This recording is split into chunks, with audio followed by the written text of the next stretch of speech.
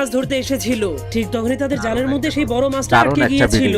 এই জন্য তার চাচা সেই মাছটাকে মেরে পানির উপরে আনার জন্য কুড়াল আনতে চলে যায়। তখন জ্যাক একাই সেই মাছটাকে ধরে রেখেছিল, কিন্তু তখনই সেই মাছটা কথা বলতে শুরু করে দেয়। তখন সে জ্যাককে বলে, দয়া করে আমাকে ছেড়ে দাও, আমার অনেকগুলো ছোট ছোট বাচ্চা আছে। ঠিক তখনই সেই ছোট্ট বাচ্চাগুলো এসে তার মাকে বাঁচানোর জন্য কান্না শুরু করে দেয়, যার কারণে জ্যাক অনেক ভয় পেয়ে ভাবতে শুরু করে যদি সে অসময়ে মাছটাকে ছেড়ে দেয় তাহলে তার রাগী চাচা তো তাকে মেরে ফেলবে। এরপর সে যখন তার চাচাকে ফিরে আসতে দেখে তখন সে একটা নাটক করতে শুরু করে দেয়। সে দেখাতে শুরু করে মাছটা তাকে টেনে পানির মধ্যে নিয়ে যাচ্ছে। তখন তার চাচা তাকে চিল্লাতে চিল্লাতে বলে, শক্ত করে ধর। কিন্তু জ্যাক ইচ্ছা করে ধীরে ধীরে সেই রশিটাকে ছেড়ে দেয়, যার ফলে সেই মাছটার জীবন বেঁচে যায়। তখন চাচা অনেক রেগে জ্যাককে মারার জন্য দৌড়াতে শুরু করে দেয়, কিন্তু এই ঘটনার কারণে সেই বড় মাছটা জ্যাককে সাহায্য করতে রাজি হয়ে যায়। এরপর সে জ্যাককে তার পেটের মধ্যে ভরে গভীর সমুদ্রের নিচে চলে যায়। কিন্তু তখন সেই রাজকুমারী তার জাদুময় আয়না বের করে জ্যাককে খুঁজতে শুরু করে দেয়, কিন্তু সে 1 মিনিটের মধ্যেই তার জাদুময় আয়নার সাহায্যে জ্যাককে খুঁজে বের করে ফেলে। এরপর রাজকুমারী জ্যাককে ধরে এনে মৃত্যুদণ্ড দেওয়ার হুকুম করে দেয়।